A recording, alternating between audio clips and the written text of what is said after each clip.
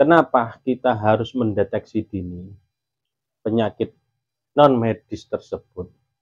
Satu hal yang lebih membahayakan yaitu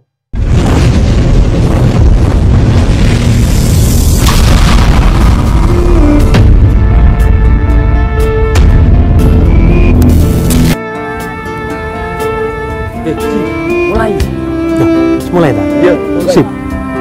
Bismillahirrahmanirrahim. Assalamualaikum warahmatullahi wabarakatuh.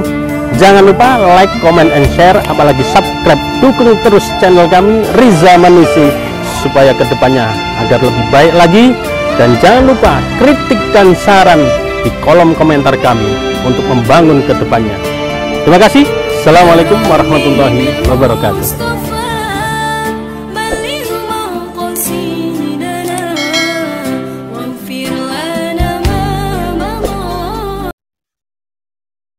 Bismillahirrahmanirrahim. Assalamualaikum warahmatullahi wabarakatuh. Alhamdulillah, Alhamdulillah, la haula wa la quwwata illa billah. Asyhadu an la ilaha illallah wa asyhadu anna Muhammadar Rasulullah.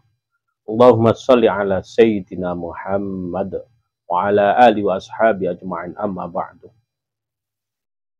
Rabbi shrah li sadri wa yassir li amri wahlul 'uqdatam min lisani yafqahu qawli. Alhamdulillah, pada kesempatan waktu ini kita akan membahas dan tetap di channel YouTube kami Riza Manisi dalam pembahasan kali ini, yaitu bahayanya penyakit non-medis atau deteksi dini penyakit non-medis sebelum membahayakan diri kita. Saudaraku yang dirahmati oleh Allah, dalam dunia spiritual ini kita harus meyakini bahwasanya sumber dari penyakit ini ada dua, yaitu penyakit medis dan non-medis. Sebagaimana sudah saya jelaskan di pertemuan-pertemuan sebelumnya, bagaimana ciri-ciri penyakit non-medis, bagaimana ciri-ciri penyakit medis, dan bagaimana bahayanya dan bagaimana cara penanganannya, sudah semua. Tapi ini saya tekankan lagi di kesempatan kali ini, yaitu deteksi dini penyakit non-medis sebelum membahayakan diri kita. Saudaraku yang dirahmati oleh Allah, yang harus saya garis bawahi di sini yaitu kita harus mengetahui sejak dini, sejak awal, penyakit yang ada dalam diri kita ini, yaitu apakah penyakit medis ataupun non-medis. Contohnya seperti ini.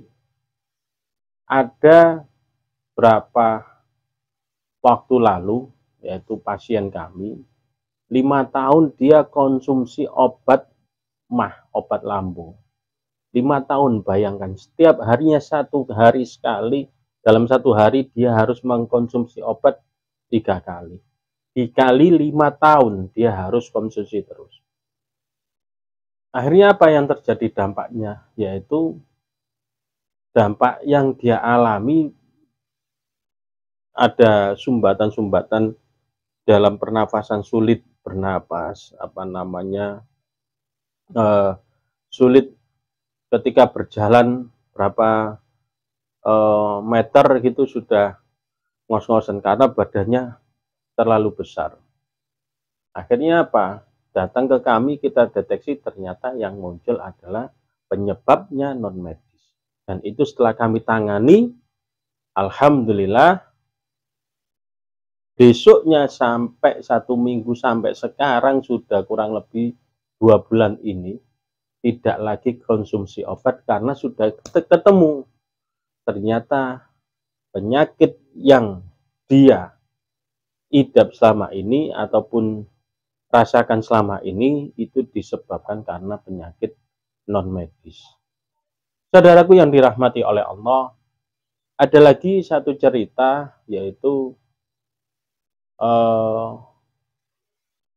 seorang perantauan nan jauh di sana, ya, asalnya dari Pulau Sulawesi, ya, datang ke Surabaya, ya, sudah lama yang dia alami ini penyakitnya dan tak kunjung sembuh, sudah berobat ke dokter, sudah di lab, sudah didiagnosa dokter. Tiap dokter yang dia datang ini penyakitnya berbeda-beda. Akhirnya apa? Sudah melakukan cara ikhtiar, yaitu dengan cara medis, tetapi tidak kunjung ada perubahan dalam dirinya. Akhirnya konsultasi dengan kami, kita cek ternyata kurang lebih ada 2 tahun dia jalani seperti itu. Sakit itu apa yang terjadi? Dikarenakan penyakit non medis. Akhirnya kita tangani, alhamdulillah sudah tidak lagi konsumsi obat-obatan dokter. Seperti itu.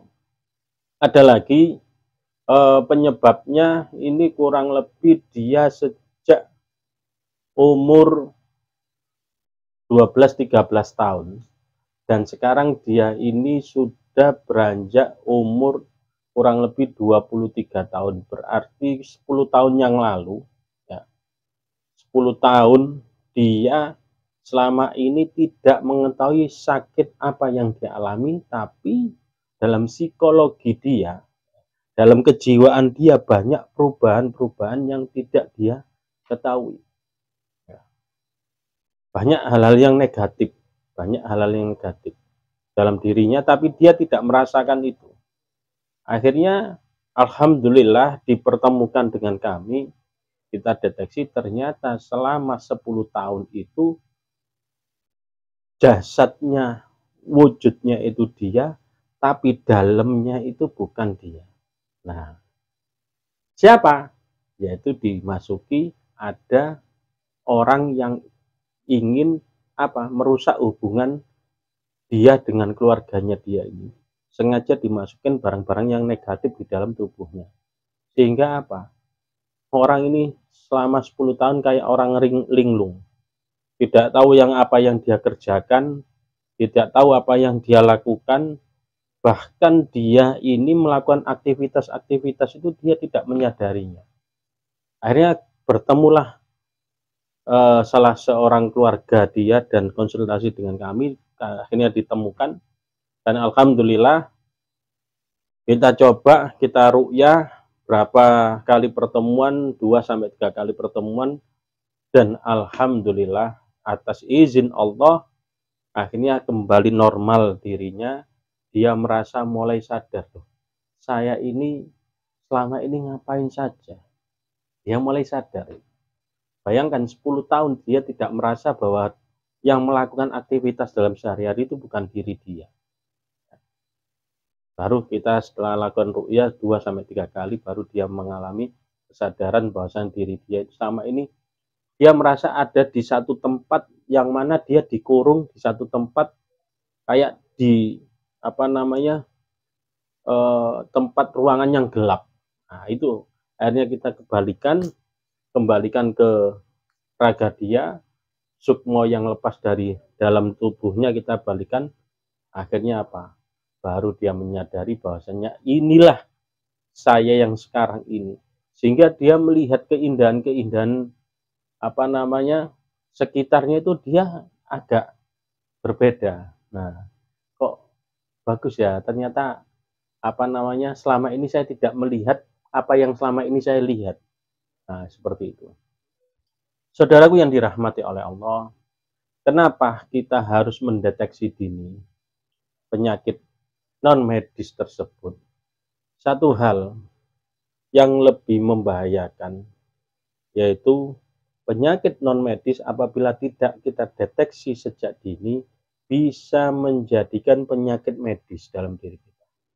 Tahu-tahu kita sakit gagal ginjal, tahu-tahu kita penyakit kanker, ya, kanker usus, kanker payudara, kanker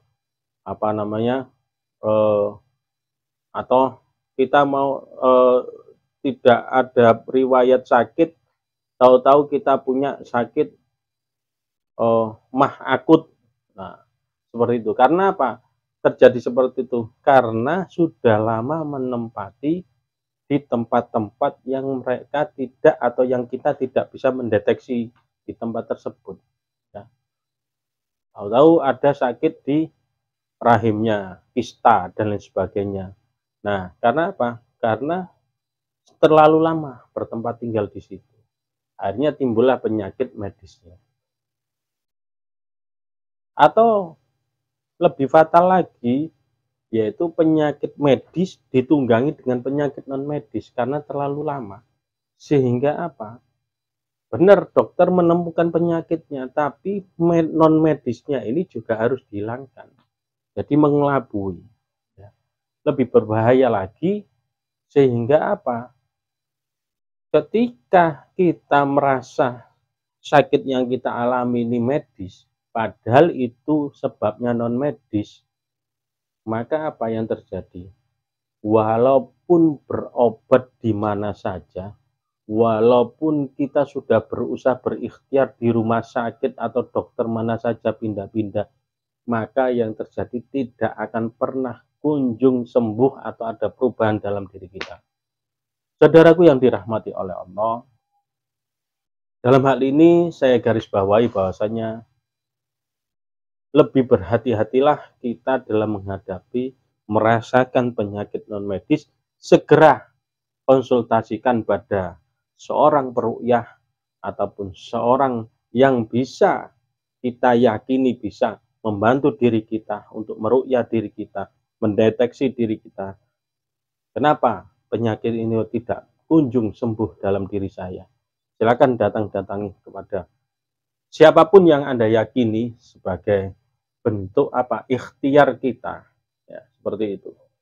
Jadi jangan sampai terlambat kita dalam menangani penyakit non medis yang mana akibatnya nanti lebih fatal dari apa yang tidak kita inginkan atau kita rasakan. Saudaraku yang dirahmati oleh Allah, mungkin ini saja sebagai edukasi pembelajaran bahwasanya penyakit non medis segera ditangani, segera konsultasikan, segera datangi peruqyah yang mana kita yakini bisa membantu diri kita agar supaya tidak berlarut-larut menjadi penyakit yang timbul dalam diri kita, yaitu penyakit medisnya. Mungkin ini saja dari saya. Mohon maaf apabila ada khilaf salah dalam keterangan kami. Wallahul muwaffiq ila aqwamit thoriq. Assalamualaikum warahmatullahi wabarakatuh.